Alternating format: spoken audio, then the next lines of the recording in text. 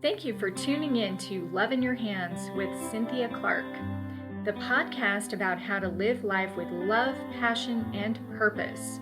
This podcast is sponsored by loveinyourhands.com, the place to heal your emotional past, identify real compatibility, and find long-lasting love through the merging of ancient science, modern technology, and quantum physics. Tired of superficial connections? Start your free Soulmate Connection membership today at loveinyourhands.com. Now here's your host, Cynthia Clark, palm reading consultant, compatibility expert, and heart harmonizer. Hi everyone, thank you so much for joining us today. I'm Cynthia Clark, and I'm always excited to share really awesome information with you. And today we are talking about stress, which is definitely something that all of us experience, especially me in the last few days. Just like, wow, okay. One more thing piled onto my head. It's pretty amazing sometimes when we're not expecting it, and kind of it gives us a little redirect. But hey, guess what? I want to give a little palm reading lesson on this because stress actually does show up in your hands. And it shows up in actually quite a few different ways. So I want to just focus on one way that it shows up. And this is going to be something that will occur over a period of time. So if you have stress over a long period of time in the same area, it will actually show up in your fingers. Okay, so when you hold up your fingers and you straighten up your hand, you want to take a look at how straight are those guys. Okay, so when a finger gets stressed, it will actually start to bend. And you will be able to notice there's actually some very common bends in the fingers. One of the most common that I see is actually that middle finger, which relates to your attitude towards work, duties, responsibilities. So when we think about like stress in money or stress in home or stress in our career, chances are we're going to have a pretty bad bend in our middle finger. Usually the way that you'll see it is it'll bend towards the ring finger, also known as Apollo. The middle finger we call Saturn. And oftentimes too, those two fingers will actually bend into each other, which is quite interesting too. But yeah, that shows that you stress over work-related stuff and you worry about it, and it's been going on for a long time. Now, the other good news is these fingers can also straighten up. So that's what's really awesome. Your hands will reflect how you're handling, not only how you're handling your stress, but how you're not handling your stress, and also the progress that you make or you don't make in your life. So that is today's palm reading lesson. And I am very excited to introduce our very special guest today.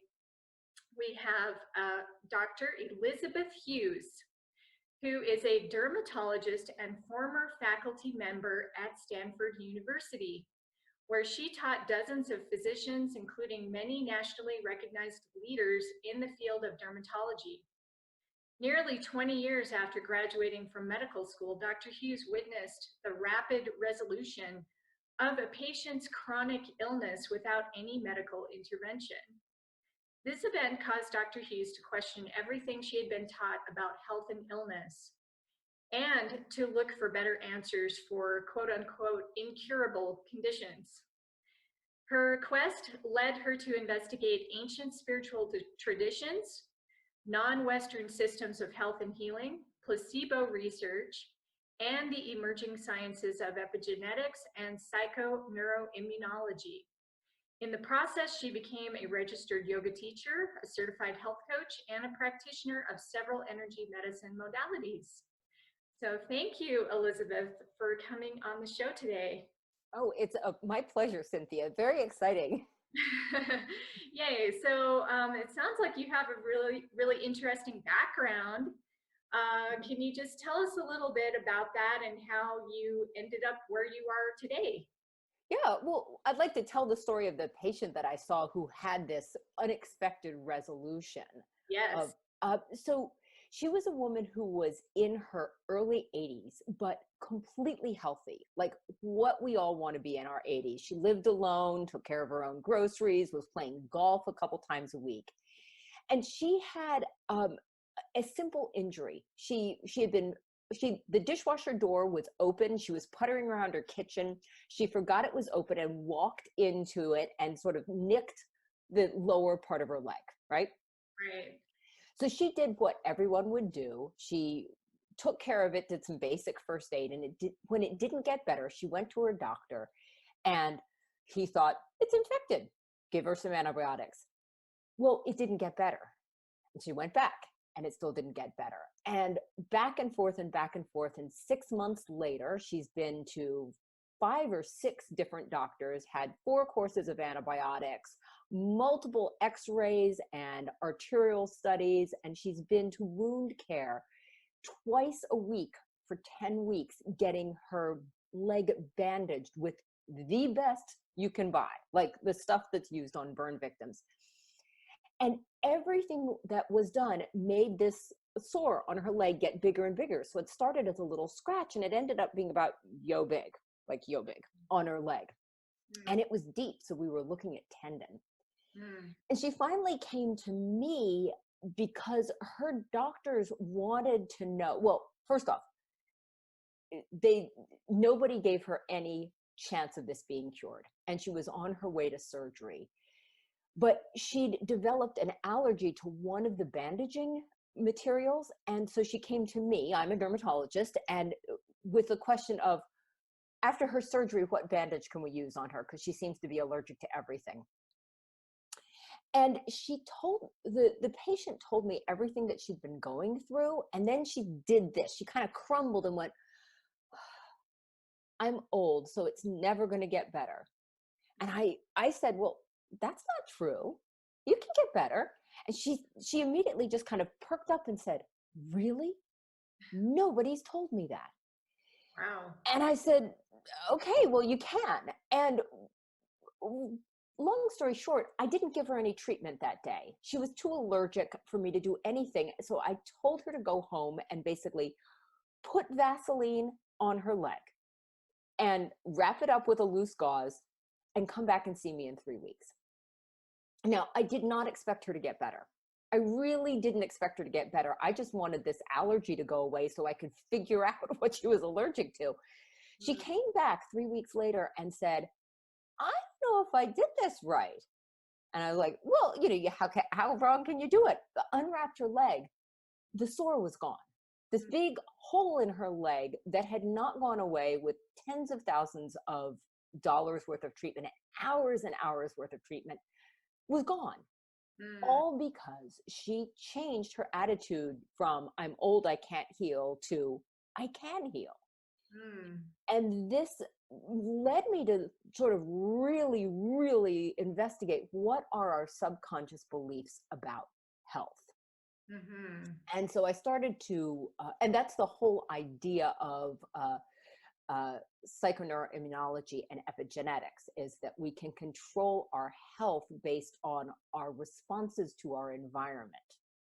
That's what those fields of science talk about, like how stem cells work depends on their environment. And we have all of this within us. So I got trained in a modality called Psych-K, which is a subconscious belief changing technique that I love, and it's wonderful. And I started to work with people more and more deeply, and I realized that underlying most illnesses is this basic feeling of I can't get better. Like there's this, I don't trust my body to be well. And so it doesn't really matter what you've got going on. Most of us are walking around with a feeling of insecurity in our own bodies. Like, I'm old, I can't get well. Everybody in my family has this, so I can't get any better. So there's this, it's a deeply seated feeling of lack of trust. And that's how I started to develop what I do now, which is work on that feeling of trust because the feeling of trust actually reflects not just, the feeling of trust actually changes how your body's biochemistry works in good ways. Mm-hmm. Yeah, this is so great. Because, yeah, a And lot this of is people who struggle with their health, all it takes is one doctor to tell them they can get better. And right. like, wow, it drives me crazy, those doctors who do not encourage their patients in such a basic way. Right. And there's, you know, probably a discussion for another day that there's something wrong with the way doctors are trained, like really wrong. But Yeah. I love the fact that you opened this about how stress like physically reflects in your hands. Like your hands are a solid object, and yet this emotion, this fluffy feeling that we think isn't important, well, it affects everything about how your body functions. It affects your hands, it affects your muscles, it affects your liver, it affects everything. Right, absolutely. And we're trained or socialized to think that it's not important. Mm. Yeah, so this concept of epigenetics, I've studied a lot of this as well. I love this topic Yeah. because a lot of people feel like, oh, it's, my mom had breast cancer, therefore I'm going to have breast cancer, or I'm predisposed to this or that illness. So Right. what would you say about that? Like, let's talk a little bit about Yeah. So it is true that we all have a genetic blueprint. Well, I'm going to call, let's think about this. I'm in maybe the way that we think about building a house. You can think about your DNA as being the blueprint for what's possible for you. But you don't have to build everything that's in the blueprint, or you can build it a little differently. So epigenetics is the science and the process of how genes are expressed. So you could have a breast cancer gene, but it doesn't have to be expressed. that. And the same thing with the idea of, we've got dominant and recessive genes. Not everyone has to be expressed fully. I mean, they just don't. No, sure, that makes sense. And there's another fascinating thing that I might be a little bit technical, but let me just try it out here. So, are you aware of the Human DNA Project? Yes. Yeah, so Human Genome Project, right? Yeah. So the And I junk DNA. right, junk DNA, right. Junk DNA. Right. Well, so here's the crazy thing. There are probably at least 200,000 different proteins in our bodies, right? Mhm.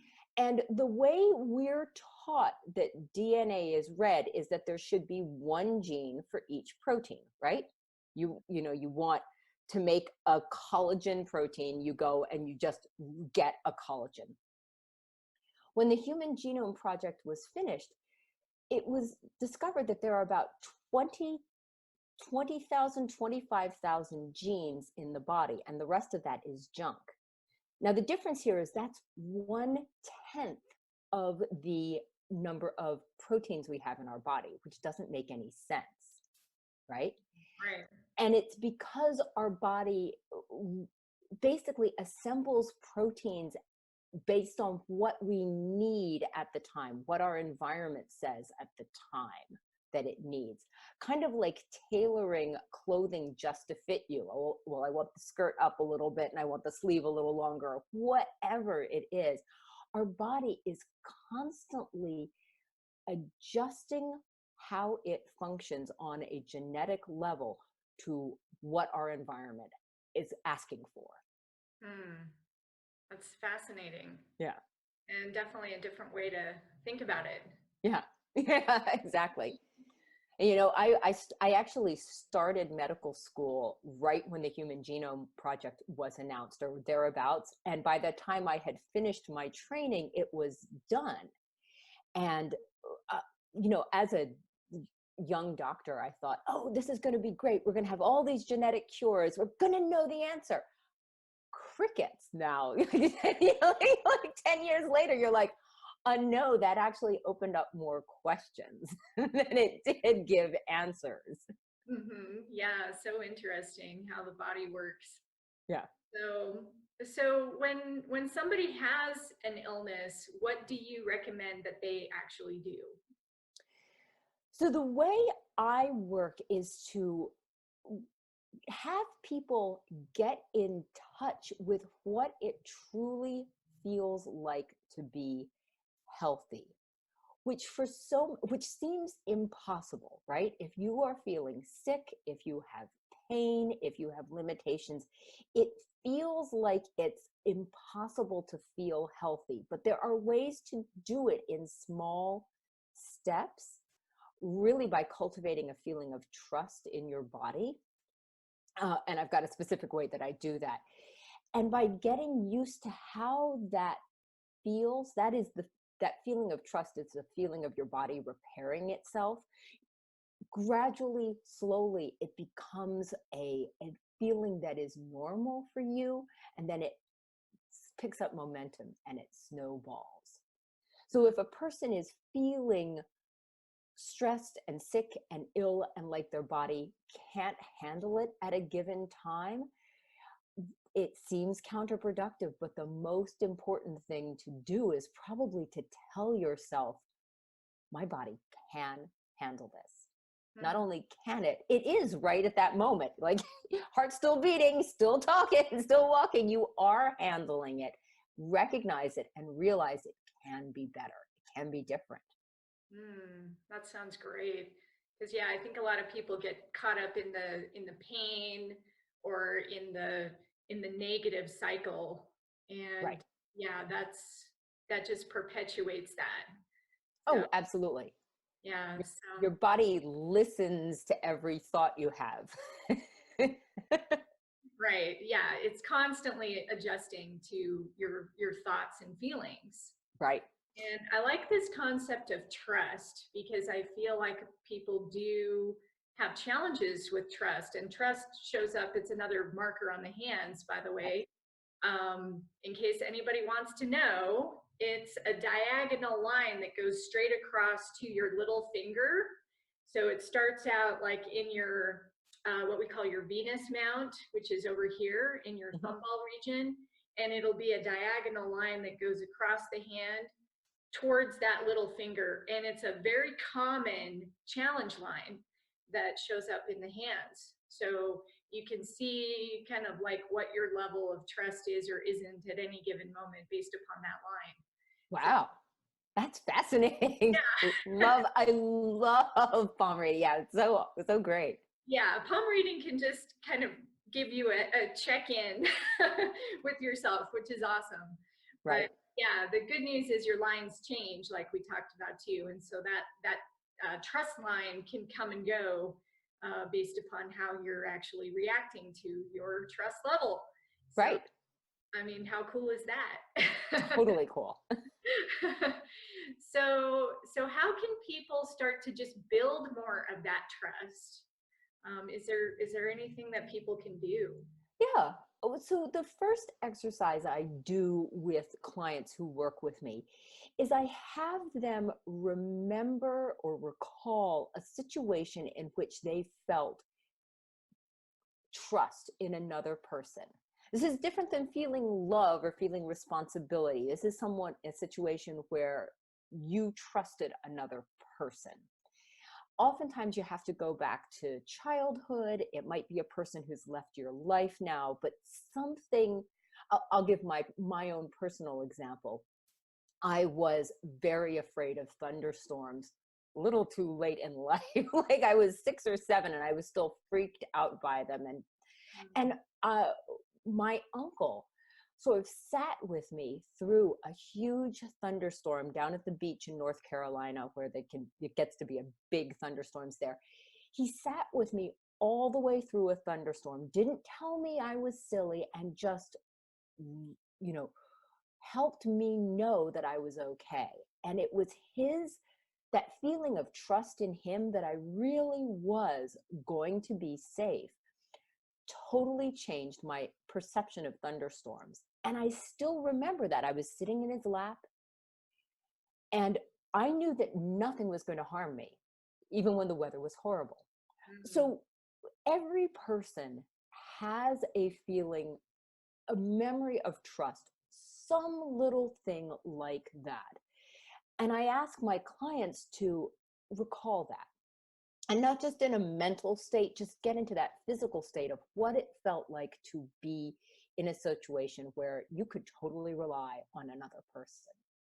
You don't have to apply it to yourself. You don't have to like leap and think, well, I can't do that for me. You just have to remember that feeling, because that feeling is the feeling of your body's turning on its own self-repair systems. That feeling of trust. And it doesn't matter how you provoke it or invoke it. When you have that feeling, your body's switching into healing mode. Wow, I love that. That's awesome. And it's funny too, just talking about it, like you and me just talking about it right now. I already feel my body relaxing. Well, exactly. Yes, right. It's like, wow, does everybody else feel that? Like, let's just talk about this some more. Right. Well, okay, so this is how I'm convinced that this is how we're supposed to feel most of the time. We are, but we live in a society that equates stress with progress, and stress becomes normal, and that feeling of becomes something we want to strive for. And if you don't feel that way, you're being a slacker. Right, you're lazy. Well, my name's Elizabeth. My childhood name for myself, Lazy Beth. If I wasn't going, I was Lazy Beth. Oh no, what a horrible name. What a horrible name. I was Lazy Beth. I wasn't allowed to take a nap or lie down. I had to do all the time. I'm totally a recovering type A. Wow, that sounds good. Yeah. Well, it's perfect. So I love this concept. So tell us a little bit about how you work with people, and how can people get a hold of you? Do you do this like over the internet, or how does this work? Yeah, I work entirely remotely. I'm based in Seattle, but I work with people all over the country, all over North America, actually. I could work anywhere in the world.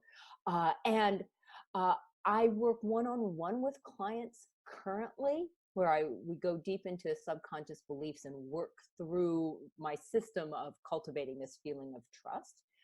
I'm working on a group program soon. So if you're interested, I actually think that group programs are almost more powerful than one-on-one work. There is something about the power of a group, and I'm sure you have experienced the same thing, that a small group really works its own special magic. So that'll be coming soon. So if you're interested in that at any point, you can find me. My website, you can find me at thestressantidote.com, which could be easy, or my name, elizabethhughesmd.com. Okay, wow, that sounds awesome. So, so is this really for anybody who's experiencing any kind of stress or illness, or, is there anybody that this really isn't for? So, so as far as things like different types of illnesses or different causes of stress, no.